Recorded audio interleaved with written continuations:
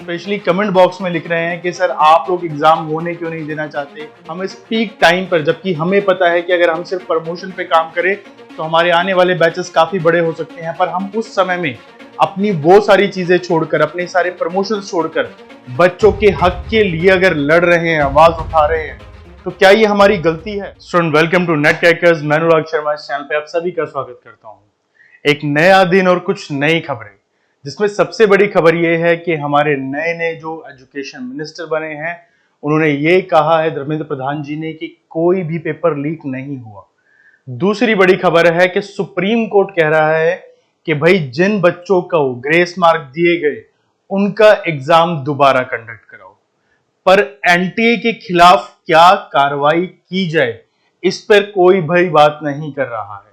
और अगर मैं आपकी आवाज उठा रहा हूं और मुझ जैसे कुछ और टीचर्स, जैसे कि मेरे दोस्त विनीत पांडे, हम अगर आप लोगों की आवाज उठा रहे हैं, तो लगातार मैं कमेंट बॉक्स में एक चीज ऑब्जर्व कर रहा हूं कि बहुत सारे ऐसे बच्चे हैं जो हमें मैसेज कर रहे हैं, स्पेशली कमेंट बॉक्स में लिख रहे हैं कि सर आप लोग एग्जाम होने क्यों नहीं देना चाहते, आपको क्या तकलीफ है। हाँ बिल्कुल, ये तकलीफ ही तो है हमारी। एक बच्चे ने मुझे लिखा कि सर आप अपना काम कीजिए ना, आप क्यों एनटीए को कुछ बोल रहे हैं। तो भाई मेरा काम ही है कि बच्चों के हक के लिए आवाज उठाऊं, ये हमारा ही काम है। जहां बाकी सारे यूट्यूबर, बाकी सारे चैनल अपने कोर्स बैच प्रमोट कर रहे हैं, हम इस पीक टाइम पर, जबकि हमें पता है कि अगर हम सिर्फ प्रमोशन पे काम करें तो हमारे आने वाले बैचेस काफी बड़े हो सकते हैं, पर हम उस समय में अपनी वो सारी चीजें छोड़कर, अपने सारे प्रमोशन छोड़कर बच्चों के हक के लिए अगर लड़ रहे हैं, आवाज उठा रहे हैं, तो क्या ये हमारी गलती है? अब यहां पर यह बात देखिए कि हमने एनटीए को घेरने की कोशिश क्यों की है। नीट के एग्जाम से हमारा कोई लेना देना नहीं है। मैं नीट के लिए नहीं पढ़ाता, मेरे दोस्त विनीत पांडे सर नीट के लिए नहीं पढ़ाते, पर फिर भी हम लोग लगातार एनटीए के खिलाफ बोल रहे हैं। और क्यों बोल रहे हैं? क्योंकि एग्जाम कंडक्टिंग बॉडी ही एनटीए है। सोचो, नीट में इतनी बड़ी चीजें हुई, 1600 से ज्यादा बच्चे हैं जिन्हें ग्रेस मार्क दिया गया, पता चल गया, क्योंकि प्रॉपर रिजल्ट आता है, मार्क्स दिखाते हैं। क्या यूजीसी नेट में ऐसे प्रॉपर रिजल्ट आ रहा है? क्या परसेंटाइल दे दी जाती है आपको? ऑल्दो इस बार कहा है कि परसेंटेज में आएगा। दूसरा, एग्जाम पोस्टपोन की मांग बच्चे क्यों कर रहे हैं? कल रात लगभग 2 बजे तक मैं वीडियो के कमेंट्स देख रहा था, जहां पर मैंने ऑब्जर्व किया कि बच्चे लगातार यही लिख रहे हैं कि सर कैंसिल हो, कैंसिल हो, पोस्टपोन हो, पोस्टपोन हो। हर बच्चा यही बोल रहा है कि सर एग्जाम पोस्टपोन होना चाहिए। अब ऐसा बच्चे क्यों बोल रहे हैं? क्योंकि हमारा विश्वास सरकार पर है, पर जो एनटीए कर रहा है या जो हुआ है अब तक उस पे नहीं है। और इस बात को साबित करने के लिए एक और घटना का जिक्र मैं कर देता हूं। एक और कंपटीशन एग्जाम को एनटीए ही कंडक्ट कराता है, और इस एग्जाम में हुआ ये कि जब बच्चे सेंटर पे पहुंचे तो उनको पता चला कि एग्जाम हो ही नहीं रहा है। अब यहां पर देखिए, 12 जून का नोटिफिकेशन एक है जो कल एनटीए ने अपलोड किया है अपनी साइट पे, जहां ये क्लियरली मेंशन किया गया है that national testing agency would like to inform all stakeholders regarding the status of common national common entrance test 2024 which was scheduled to be conduct on 12th June Wednesday। कल conduct होना था 2 बजे से 5 बजे के बीच में, पर जब बच्चे सेंटर पे पहुंचे तो एग्जाम हो ही नहीं रहा था। अब यहां पर देखिए, क्लियरली कहा गया है, unfortunately due to the technical reason the examination which had commenced at the some centers would not be initiated at all examination center. As a result, examination has been postponed. A new date for NCET 2024 will be announced soon through the official NCET portal। अब बताइए, क्या हम गलत थे? अगर हम ये बोल रहे हैं लगातार कि एनटीए को जिम्मेदारी लेनी चाहिए, ये क्लियर करना चाहिए कि जो नीट में हुआ वो बाकी एग्जाम्स के साथ नहीं होगा, हर चीज ऑन टाइम होगी, बिल्कुल फेयर एंड ट्रांसपेरेंट तरीके से होगी, तो हमारी क्या गलती है? अगर हम ये आवाज आप लोगों के लिए लगातार उठा रहे हैं, आप लोगों के लिए लड़ रहे हैं, तो क्या ये एज अ टीचर हमारी गलती है? मुझे पता है कि बहुत सारे कमेंट्स जो हैं, मैंने कुछ ऐसे लोगों के भी देखे जो कि अदर टेक्निक, मैं जानता हूं कि किसी यूट्यूब चैनल से जुड़े हुए हैं और एक कॉम्पिटिटिव सेंस में जो है क्रिटिसिज्म करते हैं। बट मैं आपको बता दूं कि जब ये यूट्यूबर मास्टर्स या ग्रेजुएशन कर रहे होंगे ना, उस समय से मैं पढ़ा रहा हूँ। 2014 से मैं एक्टिव हूँ यूजीसी नेट की फील्ड में, 2014 से पढ़ा रहा हूं मैं लगातार। अब हम ये अच्छे से जानते हैं कि बच्चे क्या फेस कर रहे हैं।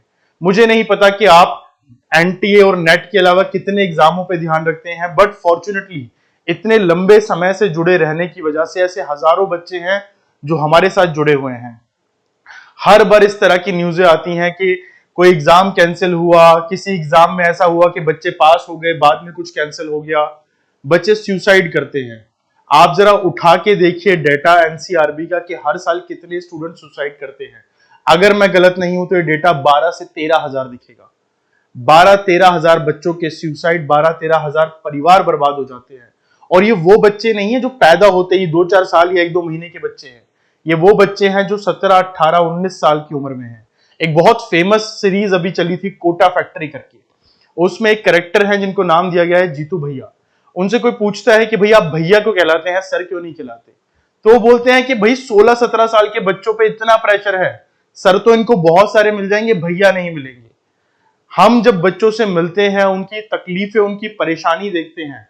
ऐसा बहुत बार होता है ऑफलाइन क्लासेस में कि जब कई बार हम फ्री टाइम में बच्चों से बात कर रहे होते हैं, उनके बारे में जान रहे होते हैं, तो कुछ बच्चे रो पड़ते हैं। मुझे याद है कि इस्लाम नाम का मेरा एक स्टूडेंट वेस्ट बंगाल से था, जिसके फादर एक्सपायर हो गए थे, मम्मी मछलियां बेचती थी और 3 छोटी बहनें थी, और वो दिल्ली आया था किसी मदरसे की हेल्प से पैसे लेके पढ़ने के लिए। और ये कहानी सिर्फ एक बच्चे की नहीं है, बहुत सारे स्टूडेंट्स की होती है।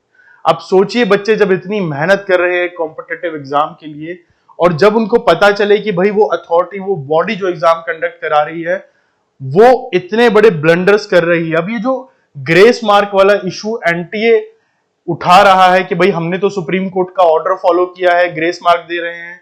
अब मुझे बताइए कि वो 1600 बच्चे, क्या वो सब गुनहगार होंगे किसी तरह से? अब उनको दोबारा बैठ के एग्जाम देना पड़ेगा, और कितने प्रेशर में वो एग्जाम देंगे, कितने डर में वो एग्जाम देंगे। उसमें से बहुत सारे ऐसे बच्चे होंगे जिन्होंने एक्चुअल में बहुत मेहनत की होगी। अब उनको ये डर रहेगा कि भाई अगर पहले से जितने पहले नंबर आए थे उससे कम आ गए, तो ऑफ कोर्स मेरी क्रेडिबिलिटी पे सवाल उठेगा। लोग सोचेंगे मैंने भी कोई रिश्वत दी है नंबर लाने के लिए।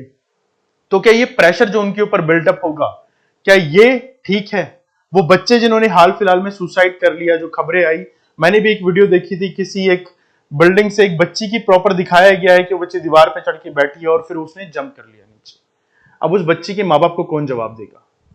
अगर कोई भी टीचर, चाहे वो मैं हूं, चाहे मेरे दोस्त विनीत सर हैं, या कोई भी टीचर आपके लिए आवाज उठा रहा है, तो हमारा पर्पस सिर्फ इतना ही है कि आप लोगों के जो अधिकार हैं, आपके जो राइट हैं, वो ठीक ढंग से आपको मिले। ये आपका अधिकार है कि आप एग्जाम दें, और ये अथॉरिटीज की जिम्मेदारी है कि वो एग्जाम्स को ठीक से कंडक्ट कराएं। ये पहली बार नहीं है जब यूजीसी नेट के एग्जाम को लेकर हमने कोई सवाल उठाया है। भारत में जितने भी कंपटीशन एग्जाम होते हैं, सब में कुछ ना कुछ गड़बड़ियां होती रहती हैं, पर हमारी प्रॉब्लम यह है कि हम सिर्फ अपनी समस्या पे ध्यान देते हैं। हमें कोई फर्क नहीं पड़ता बाकी जगह क्या चल रहा है। हर साल एसएससी हो, चाहे अलग अलग स्टेट के एग्जाम हो, कहीं ना कहीं कोई धांधली देखने को मिल ही जाती है। और ऐसे में जब बच्चे चुप रहते हैं, वो संस्थान, वो टीचर चुप रहते हैं जो पढ़ा रहे हैं, तो ये धांधलियां कभी नहीं रुकती। हम एनटीए के खिलाफ नहीं है, पर हम सिर्फ इतना चाहते हैं कि यूजीसी नेट का एग्जाम, जो एनटीए कह रहा है कि 18 जून को होना है, जिसका रोल नंबर या एडमिट कार्ड अभी तक वेबसाइट पे अपलोड नहीं हुआ है, ना ही कोई इंफॉर्मेशन है, हमें ये क्लियरेंस मिले कि भाई एग्जाम फेयर तरीके से होगा और ट्रांसपेरेंट तरीके से होगा। अगर आप भी ये मानते हैं तो कमेंट बॉक्स में जरूर लिखिए। और साथ ही अब मैं उन बच्चों को कोई जवाब नहीं दूंगा जो इस तरह के मैसेजेस कर रहे हैं कि सर आप क्यों फालतू में एनटीए या एग्जाम के लिए बोल रहे हैं, एग्जाम होने दीजिए। अब उन बच्चों को जवाब आप ही दीजिए। मेरे कमेंट बॉक्स में अगर कोई ऐसा मैसेज आता है तो उसको जवाब देने का काम आप करेंगे, मैं नहीं करूंगा। मुझे उम्मीद है कि आने वाले एग्जाम को यूजीसी अच्छे से कंडक्ट कराएगा, एनटीए अच्छे से कंडक्ट कराएगा, और आप लोगों का भविष्य किसी अथॉरिटी की गलती की वजह से अधर में नहीं लटकेगा। और आपके अधिकारों के लिए हम इसी तरह से लड़ाई करते रहेंगे, और ये लड़ाइयां जारी रहेंगी।